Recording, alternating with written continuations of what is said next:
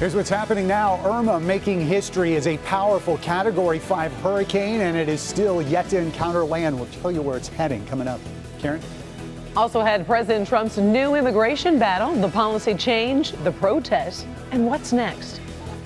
A ribbon cutting that will change the future of downtown Detroit. Paula.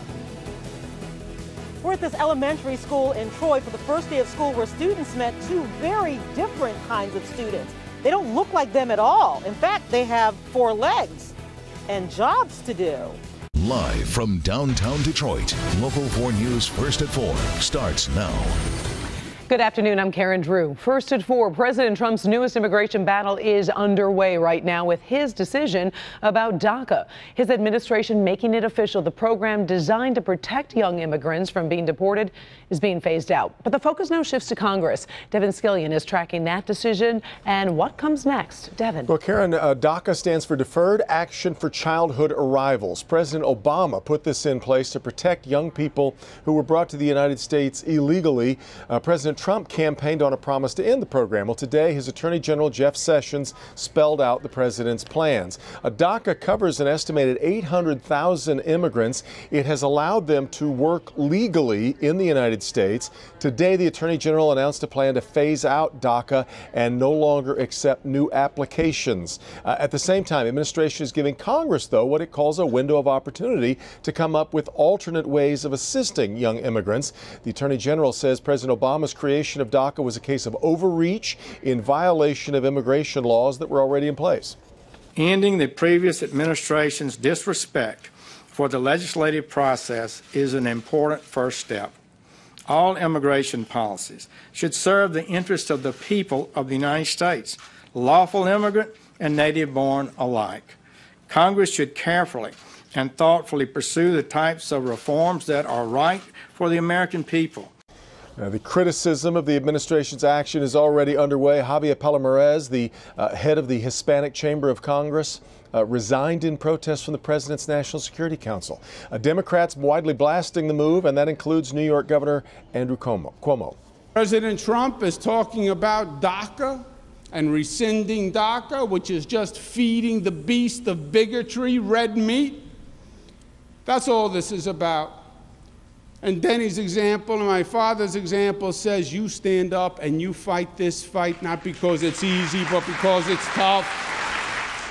Rallies in support of DACA were staged in several cities, one taking place at the White House while the Attorney General was making his announcement. In a statement released by the White House, President Trump said he is not cutting DACA, but rather giving Congress a chance to take action. And he pointed to one alternative that's been proposed by 2 Republican senators to introduce a merit-based immigration system. Late this afternoon, we also had a statement released by former President Obama, a pretty rare move in a lengthy defense of DACA. So, Karen, a decision that is really starting a whole new battle in Washington. Back to you. All right. Thank you, Devin. And our coverage of this controversial decision continues at 5 with local rallies and how the debate is being played out in Metro Detroit. Tonight at 6, you'll hear one student's story. She's in tears through much of the interview, why she's so emotional and so afraid. It's hard to believe we're tracking another hurricane, but Irma is big, is dangerous, and on the move.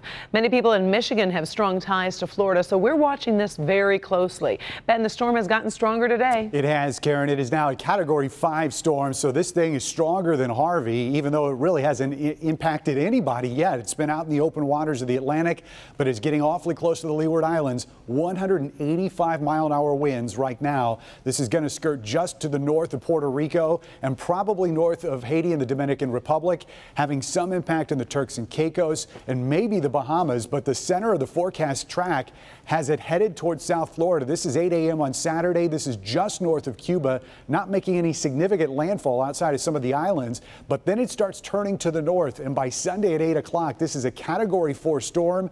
The Keys, the Florida Keys, right in the center of this track, but really all of South Florida is in play, and with something this massive, you've got to respect that. We'll continue tracking this throughout the rest of our evening. A couple sprinkles on top of us, and we'll talk about what that means for our forecast straight ahead. Karen? With images of Hurricane Harvey in their minds, it looks like many Floridians are not messing around with their preparations for Irma. This morning, people waiting in long lines for gas and groceries at this Costco in Pembroke Pines, which is just north of Fort Lauderdale. South Florida is on high alert, wondering where Irma will end up. Of course, we will keep you posted. Breaking news this afternoon out of Grosse Pointe Woods. That's where businesses are evacuated after an apparent underground electrical explosion. City officials tell us the explosion happened in the area of Mack Avenue and Bournemouth Road. Roads have been shut down. Police asking the public to avoid the area as the investigation continues. The 17-year-old is now charged with the murder of his stepfather. Jaden McCallum was arrested Sunday after police say he shot his stepdad, 46-year-old Algernon Moore. It happened Saturday at a family get-together. Police say the teen and his stepfather were arguing over money when McCallum pulled out a gun, shooting his stepfather multiple times. McCallum was arraigned on open murder and felony firearm charges. Hundreds in Royal Oak Township are now without homes after officials ordered all tenants of the Royal Inn Motel to be moved out today. Located off of 8 Mile near Myers Road, the Royal Inn was deemed unfit for living, with 33 building violations and 17 fire violations. State police and city fire marshals were on the scene today, along with 8 organizations to help people in finding a new place to live. Hundreds were on hand today for the beginning of a new era in downtown Detroit, celebrating the ribbon cutting at Little Caesars Arena, including a very familiar face. I've never been more proud of Detroit than I am today, because this is a special day. We're going to cut the ribbon to officially unveil Little Caesars Arena. All right, our good friend Carmen Harlan there, and oh, they are not done yet. The Illich family says there is still more to come. The interest we've seen from retailers, hoteliers, apartment developers, and office tenants has inspired us to expand our vision for the District of Detroit and our investment here. The first event is just days away. Kid Rock hosting back-to-back concerts starting on September 12th. For more information, check out clickondetroit.com. While Metro Detroit students have been trickling back to school for weeks, today is the back to class for just about everybody. The first day celebration included new backpacks for about 25,000 Detroit public school students. Students at Bethune Elementary and Middle School on the city's west side received their backpacks filled with supplies. This is a major campaign by the Mike Morse Law Firm. Now, a back-to-school story you definitely will not forget. Bernard Elementary over in Troy has been preparing for a year to put 2 service dogs to work inside their school. Only our Paula Tubman was there to see exactly how these dogs will be making a difference during a truly special first day of school. First day of school at Barnard Elementary School in Troy, and there's a lot of excitement. In fact, it's raining and the kids are still lining up. They can't wait to get inside because they also have some brand new students to meet. There are screams of joy and excitement on any first day of school. But the world can be a very different place for a child with autism. Ask what Olivia's parents want for her, and it's the same as what every parent wants. Their child to go to college, have friends, be accepted, be successful. But because of where Olivia is on the autism spectrum, she has spent much of her life being anything but accepted. We were asked to leave restaurants because Olivia would just struggle with transitions and change. This summer has been different. Now there's Willa, a service dog especially trained to handle Olivia's stressors.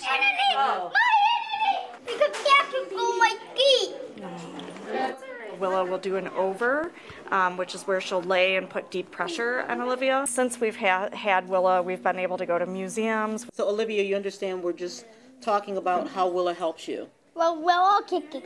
She kisses you? When does she kiss you? When you're feeling anxious, she kisses you, right? Olivia has a tendency to wander off and run away, and so Willa is trained to scent Olivia and to find her. Today was the first day of school for Willa as well. She'll get anxious, like her voice will get louder. She'll start kind of squealing. And so if you do an over, Willa, over. This is deep pressure and touch. Eli has a similar story. His service dog, Regal, will join him in December once he's certified. Today, he had a Pause with a Cause stand-in to get him through the first few moments of the first day of school. Give him a treat, and then we're going to go for a walk. The service dogs are his first ever friends. It's been hard. You know, he is going to be 9 years old in a couple weeks, and he's never had a friend, you know, besides his sisters. To see, you know, the companionship and the bond that's already been formed in the few short weeks that we've had Regal is just incredible. For more than a year, the students of Barnard have been schooled in how to accept these service dogs into the classroom. That acceptance, not tolerance, but acceptance, will help them with the learning differences of some of their classmates. If you have tolerance, it's basically not integrated into your soul. Acceptance is something that we need to go a little deeper. And already the service dogs are teaching their best friends how to navigate making human friends. Here's Sarah. Paula Tutman, Local 4. Still ahead, a royal battle for privacy. Prince William and his wife don't get everything they want from a court case, but we will tell you what they are still pretty happy about in a judge's decision. Also ahead, an Olympic scandal brewing in Brazil, why federal police were raiding this home in Rio de Janeiro. Up first, North Korea takes another swipe at the United States and what Russia's president is saying about the war of words between the two countries. First at 4, we're tracking stories from across America, and we start with those western wildfires. This video is from Oregon, but firefighters across the western United States are dealing with dozens of wildfires. This is the so-called Eagle Creek fire, which started last week and has burned more than 4,800 acres. The massive fire was started by someone misusing fireworks. A suspect has been identified. In Colorado, this wildfire exploded thanks to dry brush and strong winds. It grew from just 2 acres to more than 400 in just a few hours. Residents have been told to be ready for evacuation. This fall, the highest court in the land will take up a case involving religious liberty and gay rights. The Supreme Court will hear the case of a Colorado baker who refused to make a wedding cake for a same-sex couple. Back in 2012, the bakery owner said he could not do business with them because of his religious beliefs. An appeals court found he violated the state's anti-discrimination laws. The baker says the rulings violate his freedoms of speech and religion. Moving overseas now, the finger pointing between North Korea and the United States reaches some new heights with a surprising voice calling for calm. Today, North Korea's ambassador to the United Nations in Geneva says the U.S. is to blame for the current crisis. He says only the U.S. has used nuclear weapons and only America threatens other countries who stand against it. It's Russian President Vladimir Putin who is calling for talks with North Korea, saying, quote, military hysteria is a road to nowhere. Federal police have raided the home of the president of Brazil's Olympic Committee. Carlos Nuzman is also being served warrants to testify in an investigation about bribery surrounding the awarding of the 2016 Games in Rio de Janeiro.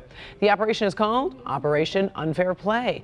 An attorney says Nuzman will cooperate but is innocent of any wrongdoing. Well, Ben is back, and a pretty nice weekend, and all the kids are back to school, and we got some cooler weather, which is kind of nice. They're not going to be all hot and sweaty at recess. That's true, and those bus stops are going to be a little bit chilly in the morning. We've got some 40s, believe it or not, coming forward. If you didn't see any this morning, 4 live radar, though, showing today. The focus that we're looking at right now are some showers, and possibly could see some thunderstorms out there, too. There's just enough instability that some of these showers may come down as a good downpour. In fact, right now, just moving towards the south end of Ypsilanti, you're seeing one of those cells that's got a good downpour in it, and coming out of Redford as well, heading towards the city of Detroit. So far, we haven't picked up any lightning strikes. Don't be surprised if there's a couple very small little pellets of hail in there as well. The freezing level's pretty low as we've got cold air just above the surface that could lead to that. Otherwise, there's a lot more activity moving through the northern part of lower Michigan. We're still going to see at least scattered showers that are going to last through the evening hours tonight, and we'll finally see those fade as we head overnight. We're at 69 right now, a couple 70s out there from pretty much 8 miles south, with the exception of Metro Airport. Not going to see that tomorrow. We'll check that out in your 4-zone forecast in just a second. Here are the rain showers for the rest of the evening. Those fade as we head towards 11 o'clock tonight, and then after midnight, we'll call it partly cloudy. Temperatures down to the chilly levels as we start out tomorrow morning. We will bring some shower chances back on Wednesday, not area-wide, however, at least to start. Once we get a little bit later into the evening, there's a possibility you could see a few more sprinkles a little bit further north than just just our metro and south zone where a lot of those showers could start out tomorrow afternoon. So some unsettled, cool weather to get us through the next couple days. We'll call it 50 tonight, but those are going to be kind of an exclusive number. Most of us are going to be down in the 40s. And then high temperatures tomorrow, not quite as mild as what we even saw today. Temperatures 67 in the city. We'll see that out at the airport as well. Mid 60s up close to M59. South zone temperature devoid of 70s here as well. Generally 66 or 67 is all we're expecting. West zone highs anywhere between 64 and 67. Flint and Fenton, you'll be some of the coolest spots, with Canton being a little bit milder. And our north zone temperatures 63 up in Sandusky and pretty much mid 60s across most of the zone as we go into tomorrow afternoon. Doesn't get much warmer in the short term. We're going to have to wait for the weekend to see the 70s, but just barely getting back to average by Monday of next week. So generally unseasonably cool weather as we watch for Irma. And of course, we'll have more on that coming up on Local 4 News at 5. Karen? All right, thank you, Ben. In today's trending stories, a huge pop star shaves his head and the internet goes crazy. We'll show you the photo that is breaking some hearts today. Up first, topless photos of Duchess Kate lead to royal outrage. Today, the judge's decision in this battle over privacy. But first, as we go to break, take a look at how the markets have closed for the day. As you see, the Dow Jones down some 230 points. We'll be right back.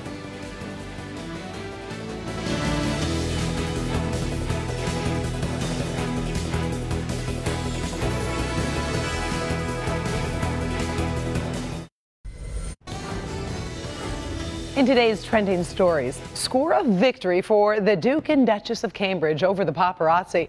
A French court has ruled topless photos of Prince William's wife are an invasion of privacy. The royal family was furious when the photos were taken back in 2012. Well, today, the French court assessed the maximum fines, and that's about $60,000. That was well below what the royal couple wanted, but they say they are happy the court has ruled against this kind of intrusion. By the way, those photos were taken with a telephoto lens while the couple was sunbathing at a private estate. Well, if you don't have a teenager in your life, you might have to ask, who is Zayn Malik? Well, why do so many people care about his hair? Well, that's because this is what he did today. Yeah, this photo's getting a lot of attention. People are all riled up on social media. Now, he is a former member of the boy band One Direction, and he's had a lot of different looks over the years, but this totally shaved look is apparently, well, breaking some young hearts. One fan tweeting, quote, "Zayn will always look good with any hairstyle." By the way, he has a new single coming out this week. Moving to a much more serious topic here at First at 4. Local 4 has teamed up with several community organizations to shine a spotlight on opioid nation and American epidemic, with special reports in every newscast, from ways to help addicts, law enforcement's role, and protecting babies and children from the crisis. From 4 o'clock until 6:30 tomorrow, we will have addict experts answer your calls and online questions. Then we'll have a primetime special. It starts at 10 o'clock tomorrow night, and we'll be taking an in-depth look at the problem. We're going to be hearing from doctors, also some addicts, even a former drug dealer, on how we can all stop this crisis. Meantime, Steve Gargiola kicks things off tonight at 11. What does drug addiction look like? Immediate blackout. Terrible. Not remembering where you were, what you did. It's horrible. As long as I had a fifth and a couple packs of cigarettes, nothing mattered. Just how bad is America's drug problem? I think it's a massive epidemic. I think it's the worst epidemic this country has ever seen. And the faces of drug addiction belong to our brothers and sisters, sons and daughters. Just good people that just, sports figures, get hooked because of injuries, and it's just everywhere. It can be anybody. This is a challenge we cannot walk away from. You don't have the option to walk away and still live. Facing the opioid crisis, tonight at 11. Still ahead, First at 4, forget Groundhog's Day. We are going to show you another surprising weather predictor, but this one isn't nearly as cute. But it is kind of an unusual tradition. It's coming up next. We never need. Finally, First at 4, most of you know all about Groundhog's Day, but you probably haven't heard about this tradition. I haven't heard about it. This is Passy Pet. It's a lobster plucked from the ocean to make a prediction about the end of summer. Now, each September, he uses one of his claws to select from 2 scrolls. One for winter, one for 6 more weeks of summer. Well, this year, He picked 6 more weeks of summer. So it sounds even less scientific than Groundhog's Day. But a local businessman said the lobster has been right for, get this, the last 2 years. I was hoping it was going to be like 20 or something, but not really the case. I predict dinner. You're right on that one. Thanks for joining us for First at 4. We're back in a half hour with Local 4 News at 5. Inside Edition is next.